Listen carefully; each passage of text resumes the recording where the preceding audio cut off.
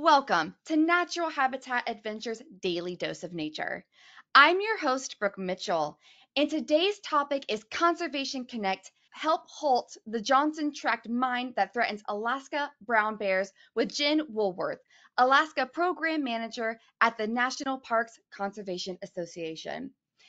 Thank you so much for being here today, Jen.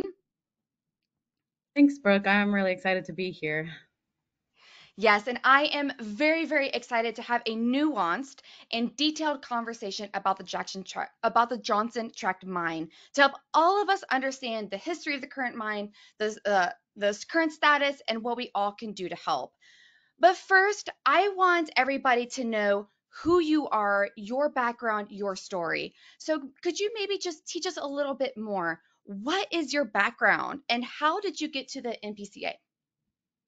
Sure. That's a great question. Everybody is always excited to hear stories, right, about people who work in the field. Honestly, I'm just your typical person who grew up, I grew up in Utah and we went to national parks and state parks and we did all those outdoor things. We did a lot of camping. And I got to talk to a lot of park rangers, and I was like, man, that's the best job in the world. They get to like spend outside talking about bears, talking about whatever, and they get paid to do it. So, I kind of like that kind of formed my childhood and later years where I decided to go to school. I found a program in northern Utah at Utah State University, and it was the Recreation Resource Management program. So that's where I got my bachelor's from. And I always like to joke that I got my PhD as well because one of the classes was out helping the Forest Service, and we had to go pound fence posts into the ground. So we were post hole clears. So that's where I got my official PhD. But that's I was going through school in the summer seasons. I would work as a state park ranger, and I loved doing that. It was great. Every day was different. I think that's what I really enjoyed about it. Um, but when I graduated, which seems like a long time ago now, um, I was having a hard time getting into the federal government as far as like ranger jobs working for one of the federal land management agencies.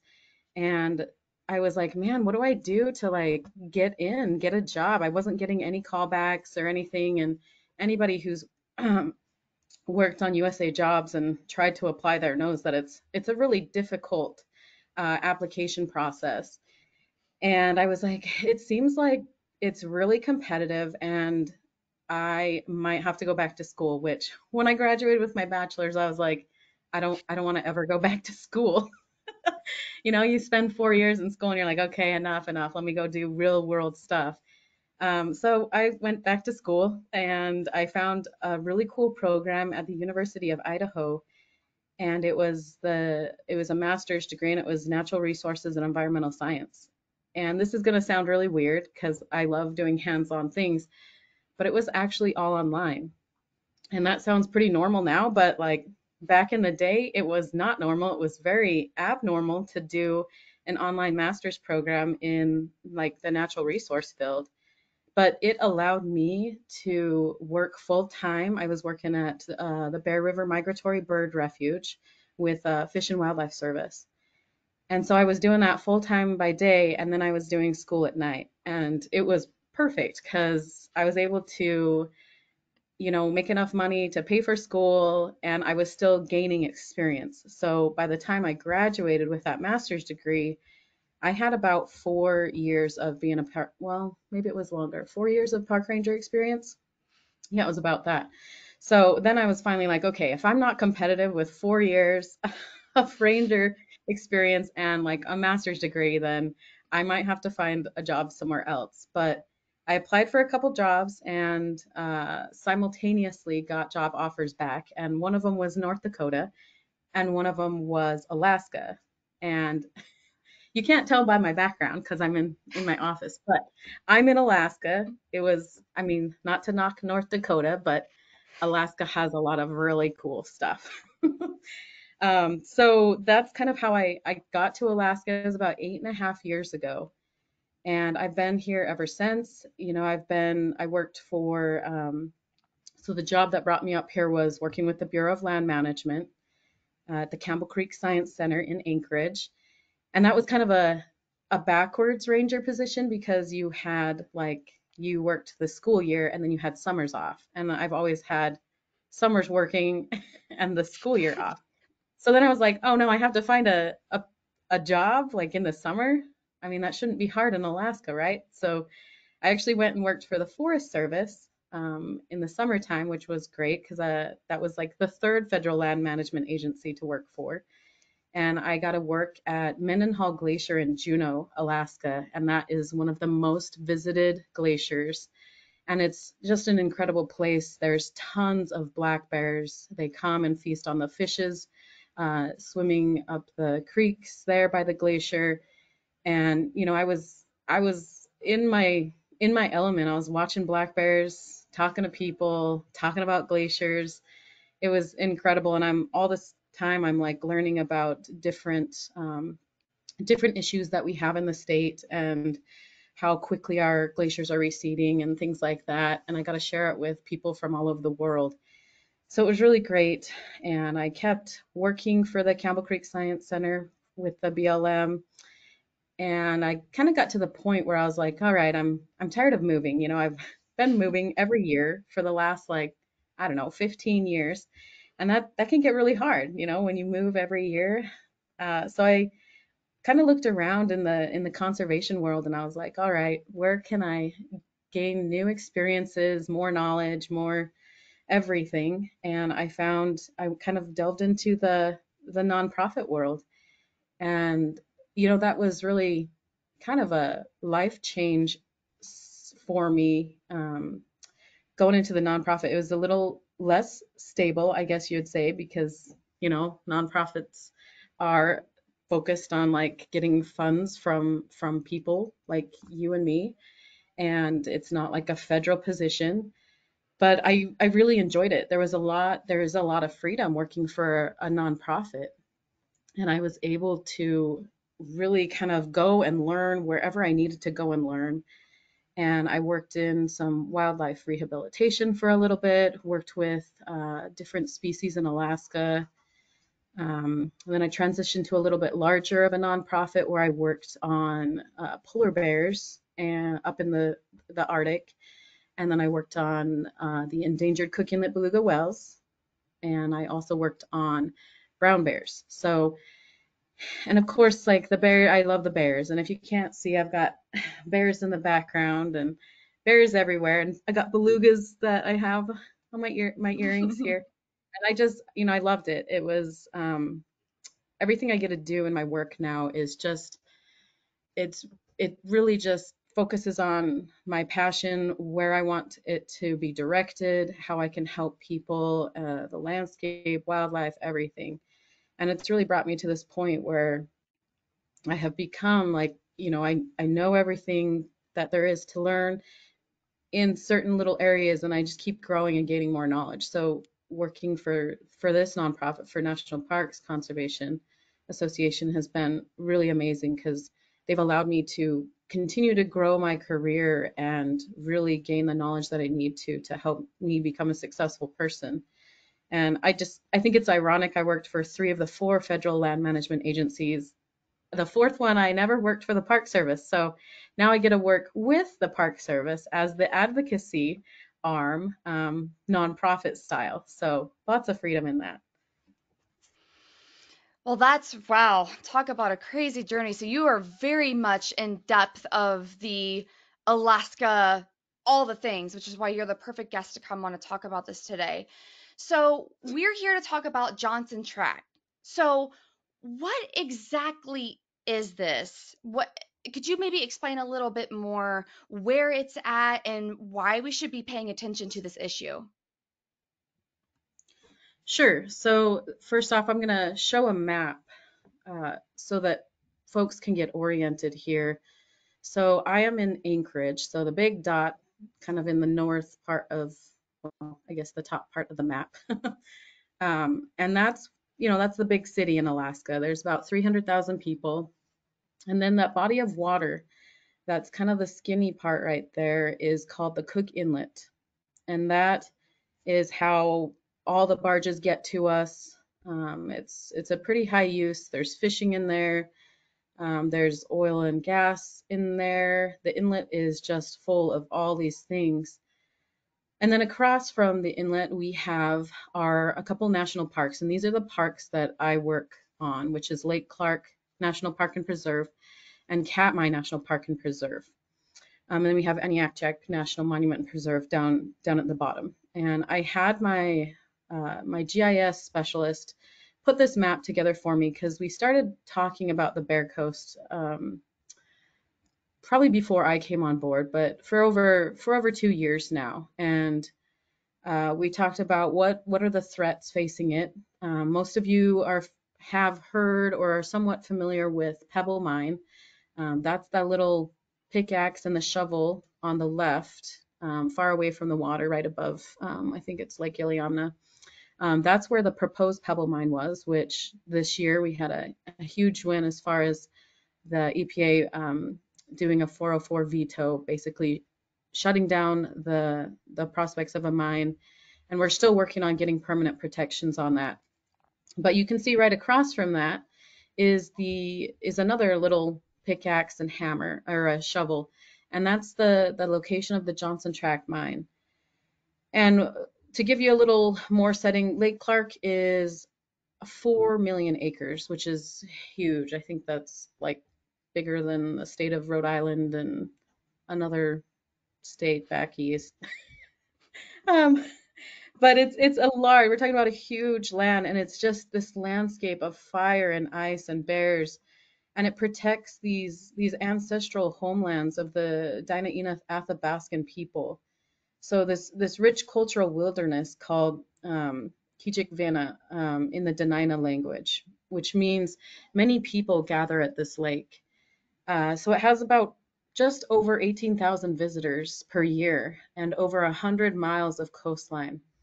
And honestly, it really remains largely unexplored just due to the complicated mix of weather dependent travel to get there. You can boat across, which I've done that.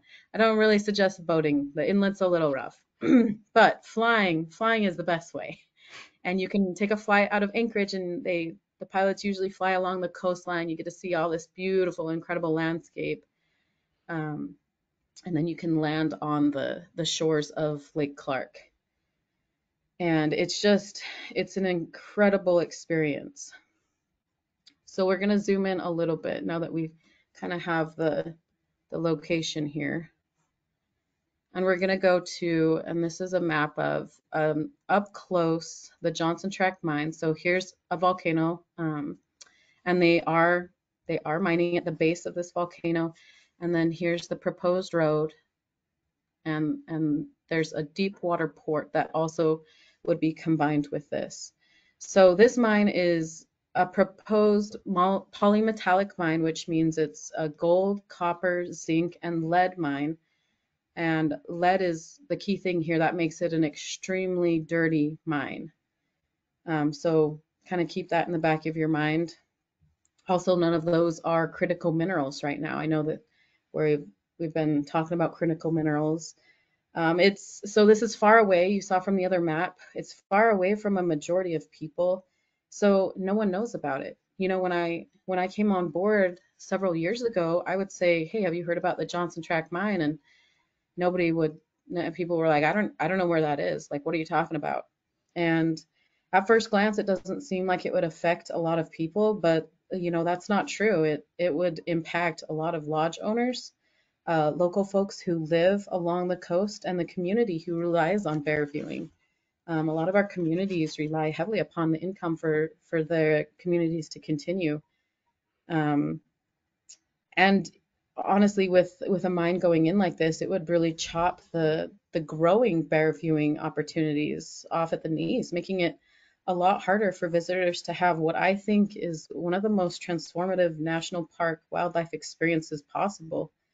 I mean, I have stood on these mud flats of Lake Clark, and I'm sitting here watching these huge brown bears, and they're out on the mud flats and they're digging up clams, and you can hear them like crunching on the clams. You can see them using their like big shoulder muscles. You can smell the bears. That's when you know you're close, is when you can smell them.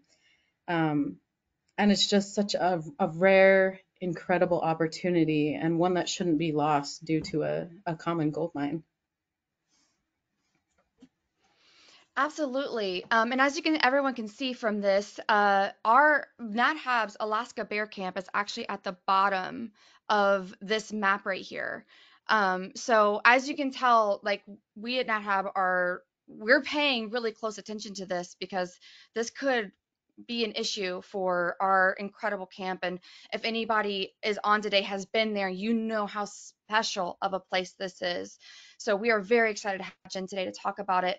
Could you actually go a little bit further on this? So the proposed mine, of course, yes, it's definitely going to be a threat to the park and wildlife, but are there other wildlife that this could affect? Because I know you and I talked a lot about that port. There's something really special about that port. Could you maybe elaborate a little further on that? Sure, that's a great thing to bring up, Brooke. Um, Let me switch here to this.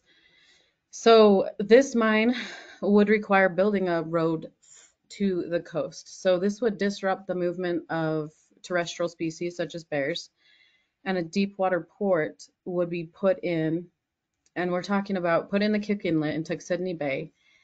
And to kind of give you an idea, this is already designated critical habitat for endangered Cook Inlet beluga whales. And so that would be like just this year, the National Oceanic Atmospheric Administration, I'm going to refer to them as NOAA, released a new report stating that Tuxedni Bay is the first known winter foraging grounds for these endangered Cook Inlet beluga whales, and that a key threat that may be impacting beluga recovery is noise caused by human activities. NOAA stated that managing future human activities to minimize habitat degradation and acoustic disturbance should be done from September 1st to May 15th. So, right there, we have a federal agency saying, look, we finally found where the Cook Inlet belugas go to forage in the winter. And for those of you who are not here in Alaska, belugas are a big part of our community. In fact, last Saturday we just had our belugas count day, which is like a huge community day. But belugas are well loved in the community, and just part of life. You know, we have tours that you can go see belugas. Beluga Whale Alliance takes folks out, and there's beluga monitoring that happens all along the Cook Inlet, clear down to the Kenai Peninsula. And, you know, for a federal agency to say right out, like, you know, noise caused by human activities, well, what do you think a deep water port is going to bring? And a mine that's going to be running these barges in and out all the time. It's just gonna it's a lot for this really quiet, pristine, incredibly beautiful bay. And then this mine would also against what the it would go against what the Park Service stands for, which is to preserve park systems, cultural and natural resources for the enjoyment, education, and inspiration of current and future generations. And so it's just, man, there's also like Fossil Point that's in Tuxedni Bay. This is an incredible place where you literally go land on a boat, and you get off on the boat and there's just thousands of fossils like all over. It's one of the most incredible places. They're like Jurassic period era fossils, and it's like one of the largest fossil beds in the nation. And then we also have in Tuxedni Bay, we have Chiswick Island, which is one of the largest seabird colonies in Cook Inlet. And that's kind of what we're talking about. That's all at risk. You know, there's potential for spills. Anytime that you are transporting or all those things, there could be a spill and that could contaminate and destroy everything in that area. And we, you know, NPC is working with the Center for Biological Diversity and Cook Inlet Keeper. There's two major players here as part of, you know, this coalition of groups concerned with this proposed gold mine. And we're partnering with local lodge owners. That's the Corays. They took me out to Silver Salmon Creek Lodge, which was an incredible opportunity and experience. And then down below, there's Snug Harbor Outpost, which is just recently designated a historic site. You know, there's three generations of family living there. These folks have been caring for the land for a long time, and their livelihoods are at stake with this mine. This mine could change everything. So I think to a lot of us that aren't as involved as you are in these issues, Johnson Tract seemed to come out of nowhere. Like, whoa, it's on the map, it's on the radar. Where did it come from? But as we all know, clearly there is a historical context here. So could you explain that a little further? One, why is Johnson Tract within a national park? And then maybe could you just like go through the timeline here so that we can really understand why this is now coming to fruition in 2024? Sure, yeah, and that's a question I get all the time. Like, what is the Park Service thinking? Like, how could they even possibly, entertain this idea of a mine? So I'm going to set it up for you. I'm going to give you a little background, show you a map here. This is probably a map that most people haven't seen because it's native corporations. So I'll talk about the different rules, different laws in Alaska to kind of help people understand where and why this all happened. So the Alaska Native Claims Settlement Act of 1971, I'm going to refer to this as INCSA, was a new approach by Congress to federal Indian policy. INCSA extinguished Aboriginal land title in Alaska.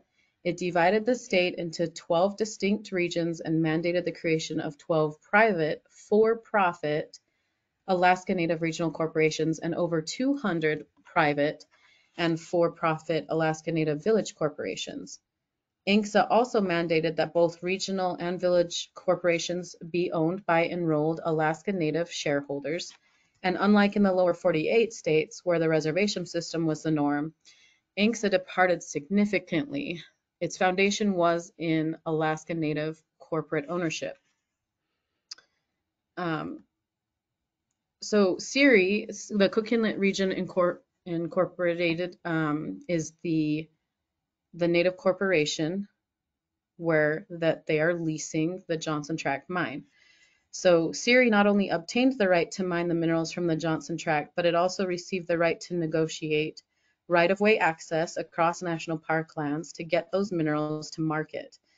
That means CIRI and the Department of the Interior and the National Park Service must agree on an easement over park lands to get the product to Tidewater, and another easement for the construction of an export terminal along the shores of Cook Inlet, also known as the port that we keep talking about. And so just showing you, this is a map, probably doesn't make a whole lot of sense, but the blue squares are the tracts of land that are owned by the Native Corporation here on the left side of the map. And then these are the proposed easement, kind of the direction of where they're thinking of doing the road, and then kind of a rough idea of where the port would be put in. So let's see, I'll switch to this. So on top of that, the 1980 Alaska National Interest Lands Conservation Act. I know I'm throwing a lot of things out here right now. I'm going to refer to this as ANILCA. This created 10 new national park systems, including Lake Clark National Park and Preserve. ANILCA gives rural Alaska residents priority for subsistence uses of fish and wildlife on federal public lands. So that's a huge difference between a lot of the things, a lot of the parks up here is the preserved lands are allowed subsistence use, which is collecting food for life, basically, if you're not familiar with subsistence hunting. So the passage of the Alaska of ANILCA in 1980, the revised boundaries of Lake Clark National Park surrounded the Johnson Tract mine, making it a private inholding. So that is what makes this case a little more complicated than many. Syria is now this massive corporation with about $1 billion in assets, and they absolutely need to obey the laws if they want to develop this mine. and we really hope that they will choose not to develop it. However, this land, and this is what I really want you to think about, because it is, this land was given to them as compensation for the loss of Alaska Native traditional homelands. And it's easy to understand the desire to wring the economic value out of it. So that's kind of a little bit of the background so that you understand why this tract of land is inside a national park. And as far as timeline, this land was, so the Native Corporation leases to a mining company that comes in, and there's been exploratory mining. They did some exploratory mining in the 80s. It's kind of sat for about 20 years. And then let's see, I think it was 2019 is when High Gold Mine came in and bought the lease and started doing some exploratory mining. And then they just recently, just this year, sold that lease or were bought out by Contango Ore. So High Gold was a Canadian company. Contango Ore is here in Alaska. And Contango Ore has a Manh Choh mine, which has just became fully operational. And then they have another mine that they're working on. And they're just really saying, Johnson Tract and Lucky Shot are the two next upcoming mines. So Contango Ore is like ready and excited to really develop the Johnson Tract. Wow, yeah, and you just threw out so many names, and but I just really hope that that showcases how complicated this is. And so the term I like to use in conservation is stakeholders. When there's an issue at hand, there's a lot of stakeholders, a lot of groups that have interest in this. Could you maybe give us the summary then, because I know that you have a slide on this. Who are all the stakeholders in Johnson Tract? So I'll flip to this slide. These are kind of the big players. I don't have the delegation, obviously. I didn't list them on there, but we also have, the state of Alaska. Fish and Wildlife Service might have part in this because of Chiswick Island and the protections that surround that refuge. SERI, which is the Native Corporation, of course, has interest. The National Park Service, which is housed within the Department of the Interior. And then, of course, Contango Ore. So these are kind of all the big players. I didn't list all of us, I guess, the nonprofits and the locals who are kind of the behind the scenes players who are figuring out how we can, find a way around this. But that's kind of as far as players go. Those are the big ones. Yeah, that's really helpful just to understand, like, it's not just one gold mining company, like it's not just one government entity, like there's so many people in play with this. And I think that maybe another reason why we haven't heard much about them is that Johnson Tract has not followed the normal review and public comment process.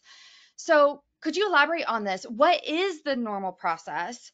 How is Johnson Tract different? And what has this led to in terms of public engagement with the issue?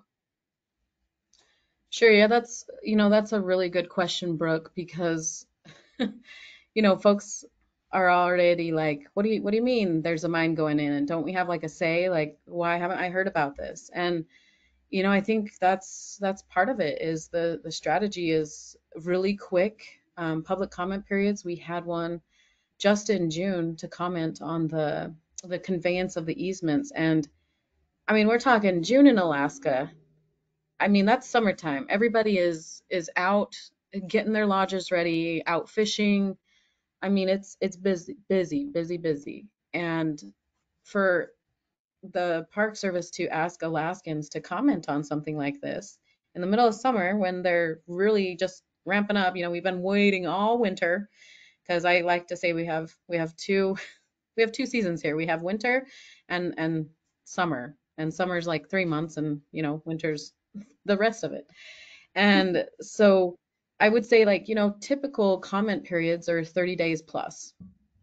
And to have a 14-day comment period it just does not seem fair, honestly. And we don't know why they're so short. And maybe it's because of all that, the ANILCA and the ANCSA and the agreements ahead of time where they're like, well, this has to be conveyed no matter what. You just have to help pick the right spot. Um, it's also it's an election year. We don't know how that plays into it. Uh, Very little public engagement has been done, but we and our partners are trying to get the word out, and this is a huge help to be able to just have a platform and not have coming together to allow us to just even talk about this because it affects a lot of people. There's a lot of people that come to Alaska to see our bears, and we want people to be involved. This is a huge decision, and it impacts one of our national parks, parks that are owned by all of us in the United States. And so this issue is difficult because the law already allows for Siri to access their land and the ore found on their land. And I do want to be clear, that we recognize that Siri does have the right to this land, and that we wouldn't have the park without these agreements. Right. And I know that I was going to ask this later in our conversation, but I feel like now, 'cause I'm also getting a lot of questions about this as well. Is this the only option that that Siri has to monetize this land? Is this the only viable option, right? At least right now. Well, um, there are other things out there that they're like, oh man, they're like big wish bucket items. Like, the park would probably love to buy the land back and just make it fully park. Um, or if there's organizations out there that do that, they buy land. So then we're still providing income to the shareholders of Siri, but then we also are protecting this incredible landscape that right now is, I would say, still untouched. So that's kind of out there, like, well, could we buy this and what's the price tag? And they Siri might be just trying to find the ultimate, or just waiting and making the value of the land go up and up and up, which makes sense. If you have really valuable land, then you probably deserve to get paid for that. So, one of the options, and I could throw a number out there like $100 million to buy it, but I don't know if that's right. It would have to be evaluated, and everything would have to be, put into kind of like this package and be like, hey, Siri, would you be willing to sell this? That's kind of the one of the easiest way, well, not easiest, definitely not easy, but one of the ways that maybe we could stop this mine. Right. And I knew that we were going to get to alternative solutions later, but I felt like it was just such an important time to talk about now because it's like, this doesn't make sense. Like, is this really the only option? And it makes total sense. This is their land. They have every right. Um, so I also think that I want to flip this a little bit on its head too. So if anybody researches Johnson Tract, you're going to see some interesting marketing schemes that people that you're going to see things like what then we like see like a clean mine or there were some interesting terms when I was doing a whole bunch of research for this webinar. When you and I sat down, Jen, we've been talking for weeks about this webinar, everyone. Could you talk a little bit more about that? Like this clever marketing screen, I'm sorry, this clever marketing scheme. How are these companies describing Johnson Tract, and can you translate it for us? Sure, I'm gonna skip. I mean, we talk about belugas, so I threw in a beluga photo because baby belugas are the cutest. Right. But let me skip to let's skip to the it's labeled DSO method, and I'll explain a little bit about that because the mining companies they're getting trickier, right? They're figuring out ways to be like, okay, whenever you say mine, everybody automatically thinks it's dirty, it's terrible, it's going to ruin the environment, right? Um, because that's what mines do. But the terminology that these mining companies are using and Contango Ore is openly using, they're calling it the direct ship ore method. And I mean, this is basically they're not going to have a mine tailings dam, which for us, that's a good thing. Most mines will have a mine tailings dam, which is where they process with water the ore, and then it sits in this big pool of like really toxic water, and it just sits there in this dam area, and it sits there forever, right? And then eventually through the lifetime of it, that dam is going to fail and contaminate groundwater, contaminate whatever, birds land on it. I know that there's some of these mine tailing dams in the lower 48 where birds land on it and it actually kills them. It's so Mm. toxic. And so, Contango Ore is trying to skip through this. They're like, okay, we're a good mine because we're not going to be processing on site. What they're going to do is they're going to dig up the ore and they're going to put it on the boat, and then they're going to ship it out to a pre-existing facility that is already set up for all of that. So I kind of put this map on here. So this is what they've talked about. They could be shipping the ore to China. They could be shipping it to coastal mines in Alaska that already exist. Um, One thought was that they would be shipping it out to Point McKenzie, which is another place not far from Anchorage. So that's how they're trying to get around not calling it a mine, because they're like, well, we're not processing on site, so we're just digging up some stuff and then putting it on a boat and it's leaving, like. And I'm like, but you still have to set up infrastructure, right? And they have to do, there's a lot of permitting that they will have to do. But there's less permitting, which is what they're going for when they don't have a mine tailings dam. So they're trying to do the least amount of permitting as possible because that gets them to production the fastest, if that makes sense. Wow. Okay. Yes, that is wildly helpful.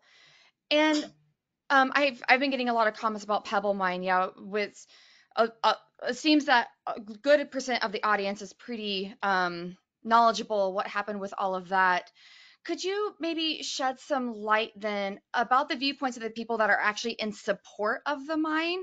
Because I love to get both sides of the story too. Like Alaska is known for its mining operations, local economy.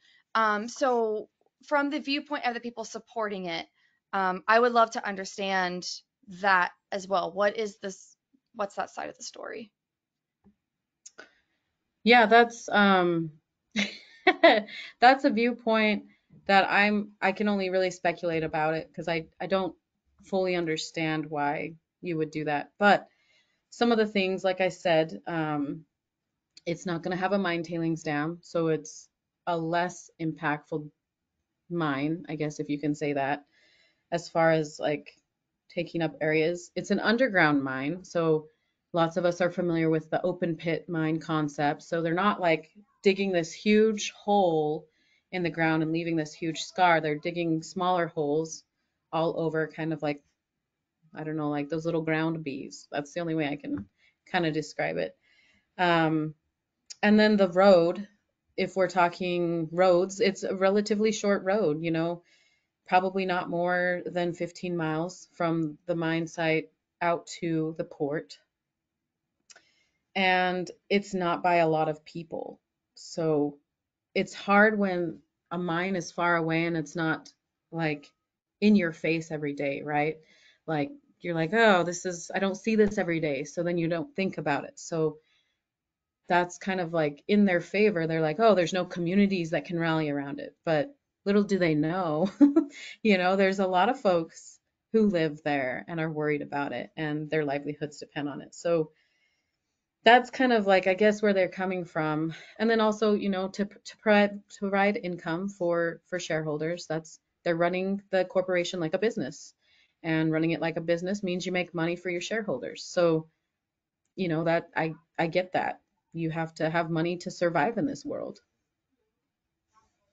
Absolutely. And speaking of economic drivers, clearly at NetHub, we support the sustainable use of Alaska's resources. We're highly invested in the tourism industry there. Bears are one of our favorite trips that we have. We even invested in a camp there. Could you maybe then elaborate on that? What is the mining industry from an economic standpoint in Alaska versus the sustainable ones like, say, tourism, especially in the long term? Sure. I put this slide together. I had to throw my husband on there because he went Aw. with me to Katmai. He's in that lower corner there. Um, and we were watching bears. It was really cool.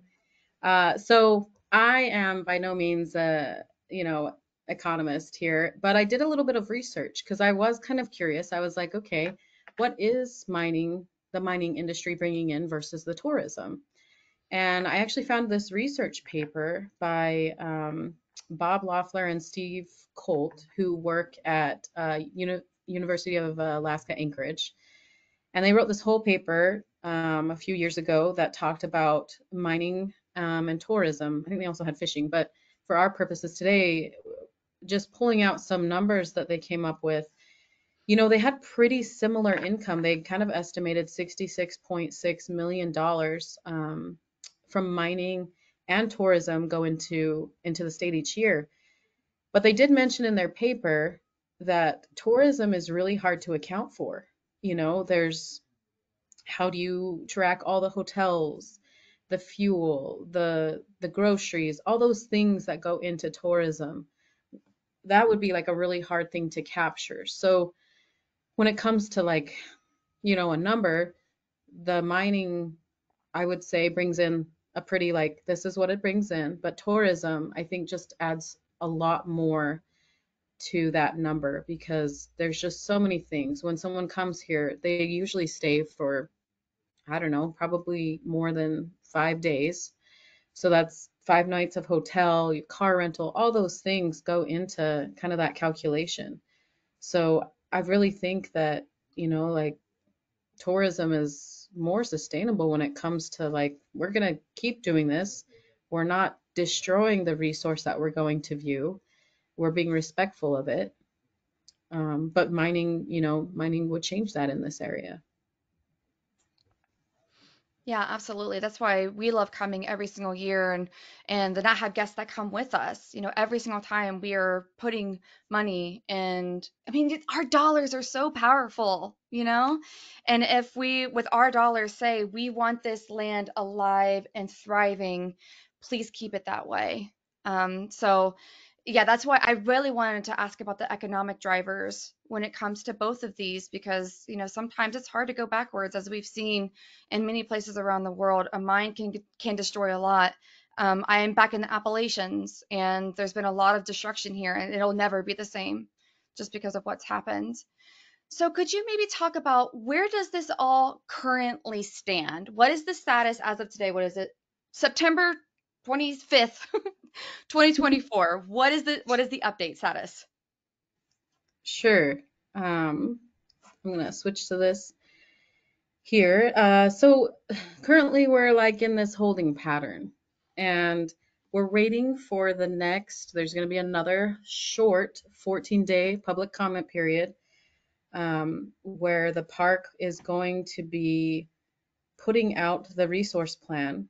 So we're going to have 14 days to read that plan and then comment on it and submit those comments. And I put kind of like a little screenshot of this was the last comment period, but you go to the park website and you would be able to submit a comment on it.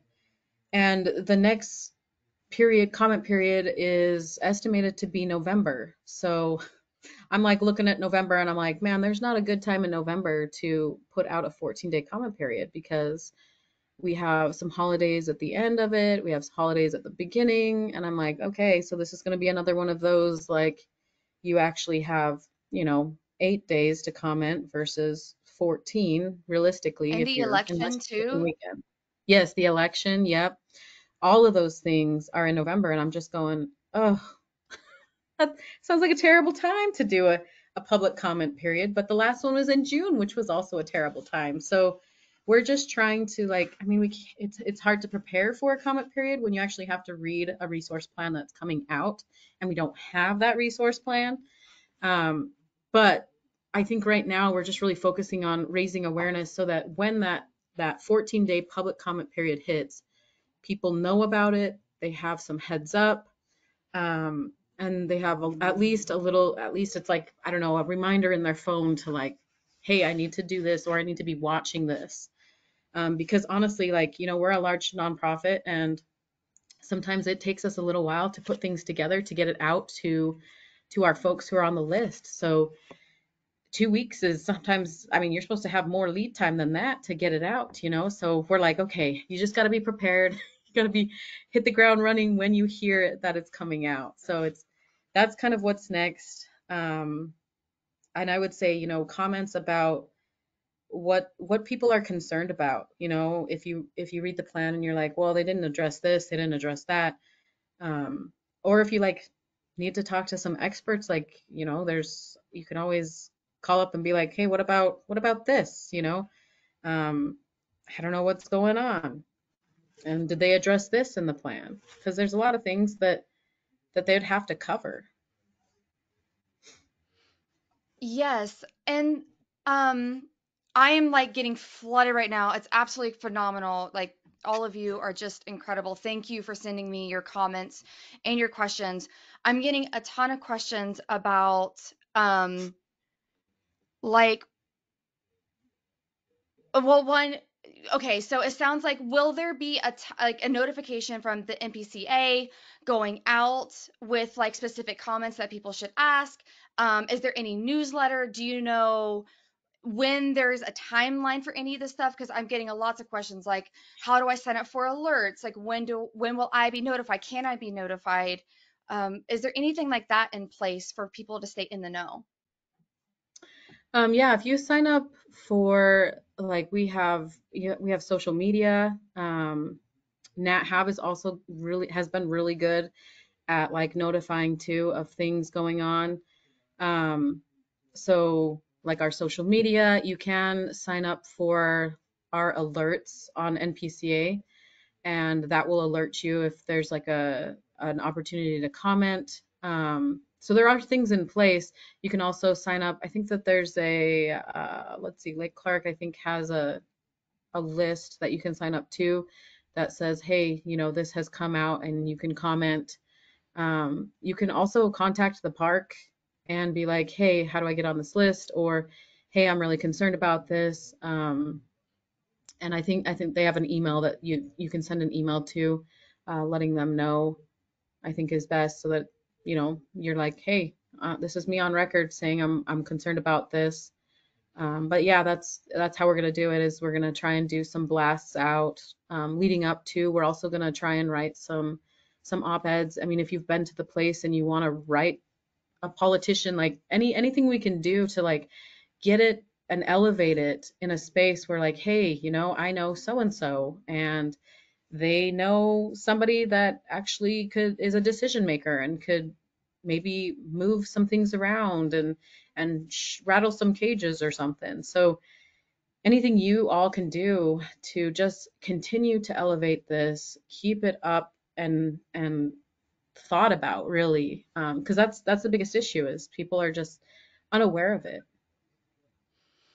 Yeah, and I know that I happen to be on the marketing team, and we're all heavily invested in this in the sense where, like, I know that we're going to have media and of some sort around when this comment period is going to be dropping. So, I mean, Jen, if you could please keep all of us updated. Like, I have a feeling that we'll be talking quite commonly, and I know that there's some amazing people on our marketing team that are heavily involved, and our bear guides, our Alaska team are all watching this very, very closely. So, with about 10 minutes left, I am going to start opening things up for questions, which you all have been amazing about sending them in, anyways. So, for the next like 10-ish minutes, let's go ahead and address some of your questions. Um, oh, so let me just see here. So here's a good one. So Jen, could you talk about if it would be helpful for publicists or writers to push media attention to this issue? If anybody in here is has connections to anybody with a bigger platform? Absolutely. That's sometimes the hardest thing is, in Alaska, we always have a mine. There's always so many mines and stuff, and so sometimes it's hard to really elevate it. But if you have like a blog or some way of like, writing about it to a different audience, to reach new people, like, that's the goal. We're trying to really build up kind of this full force of folks who really care about this place. And, I have some pictures. I'm sure, you could always reach out to me and we could connect with some of the locals who live there. They have really great photos or would be willing to write a piece, I'm sure. So there's lots of options, and yes, I would say that would be really helpful to write something about it. If you visited it, try to get an article in a local paper, and that boom, that just reached like a whole different group of folks that I don't know, you know. Yeah, and that's fantastic. Yeah, it's amazing with the online connected world how far we can get. We saw it with Pebble Mine.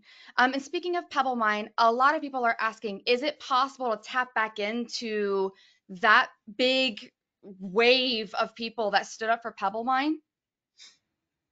So that's a complicated question, and I'm just going to say that because they have been working on Pebble for, gosh, 20 plus years, and it's still not completely protected. So I'm trying to do this balancing act where I know that they have spent 20 years working on that issue, and this is a different issue. And I don't want to take away from them working on that because they have been working on this. Like some of them, I know have been working on it since they were teenagers. And I know that they're kind of like similar landscapes, but different. Um, so I mean, that's a really good question. I know that there's a lot of motivation behind stopping the Pebble mine. But I would just be a little, I'd be a little careful that I don't want to take away from really the importance of getting those protections for Pebble still too. That makes total sense. Yeah, thanks for addressing that.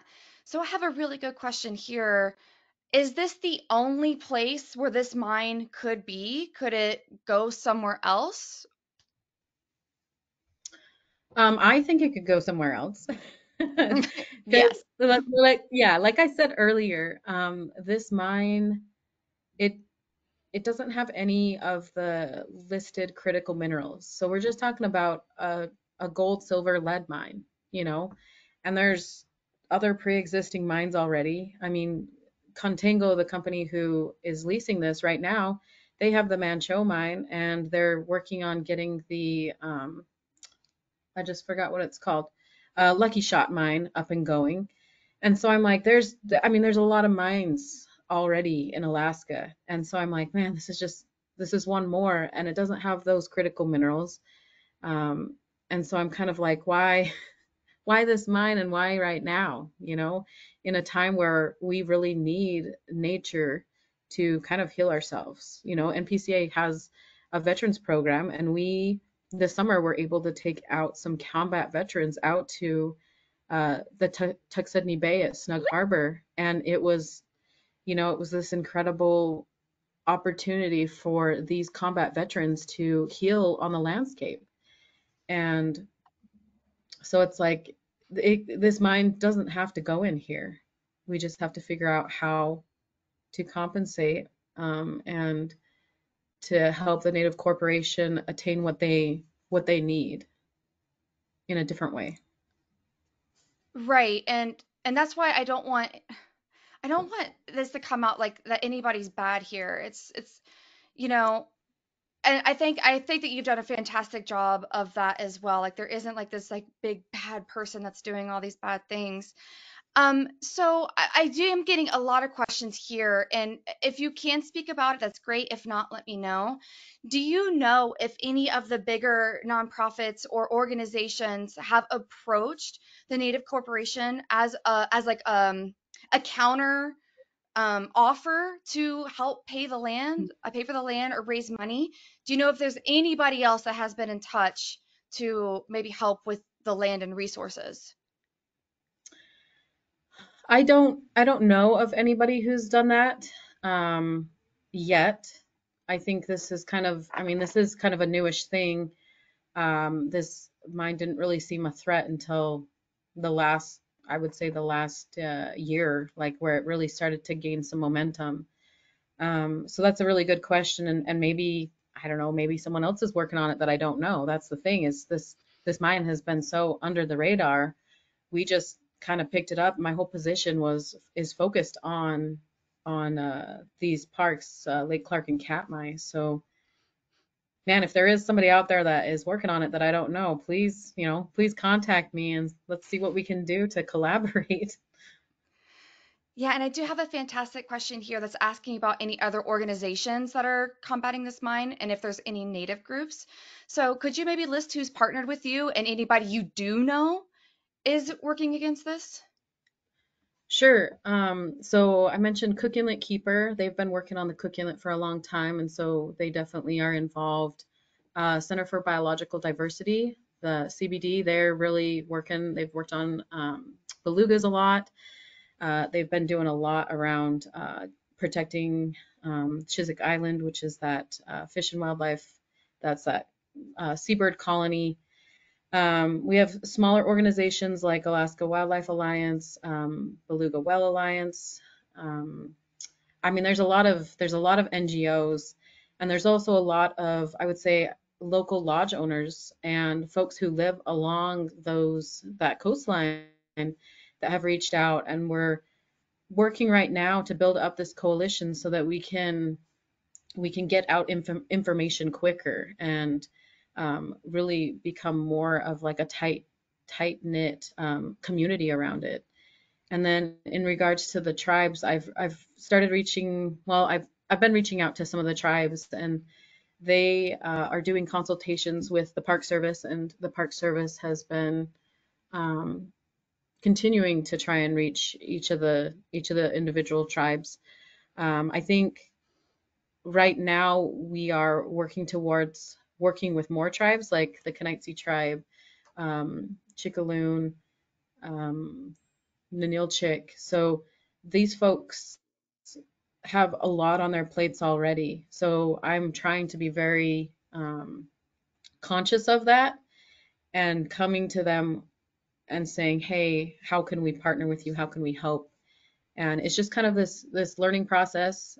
We are kind of new in this area over the last couple of years, so we're still building up relationships, and it's been really great, um, kind of meeting new folks and all of these.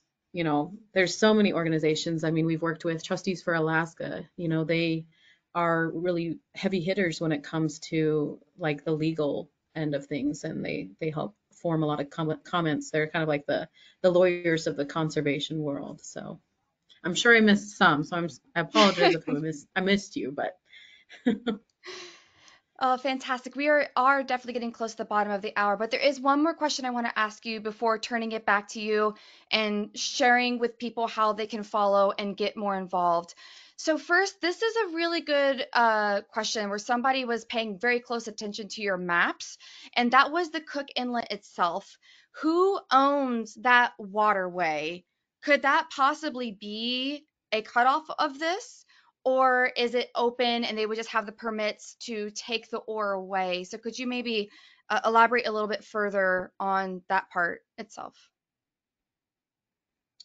sure, that's a really complicated question because there's federal, there's state, NPS. So NPS, the National Park Service, owns land up to a certain like Hyming Tide. I can't remember exactly the line, but then it goes to state waters, and the state is generally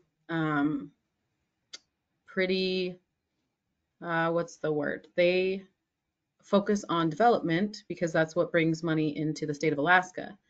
So even though they have designated, Cook Inlet, like the majority of Cook Inlet, as critical habitat for endangered beluga whales, that doesn't really mean a whole lot. So it's really hard and complicated to figure out, how could we shut this down with the water? And we're looking at some options right now as far as like Fish and Wildlife Service owns Tuxedni or Chiswick Island, and how far does their property go out?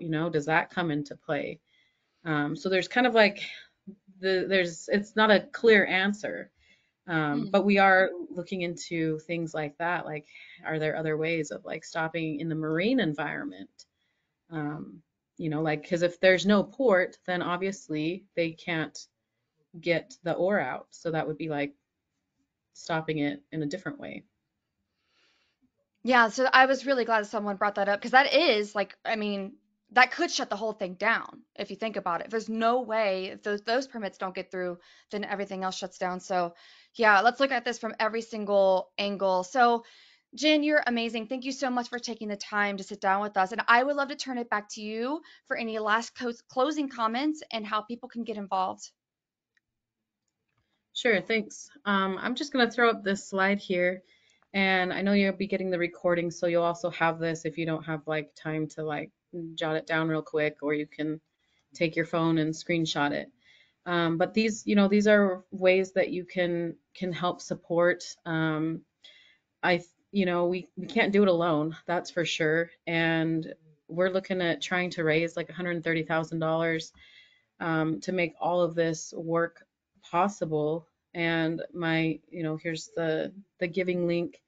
And this is like helping us with everything from hiring experts to um, basically, I don't know, we could talk about finding an organization that can actually buy the land out, like there's a lot of options and things we can think about doing. So this is just here to try and help our like support our work. Definitely commenting, following us, staying engaged on this issue will be a big thing, because as I said before, it's been something that's just been flying under the radar, and that's that's hard for us when we're like, okay, this is like really important, but how do we make people care, or how do we get people to care?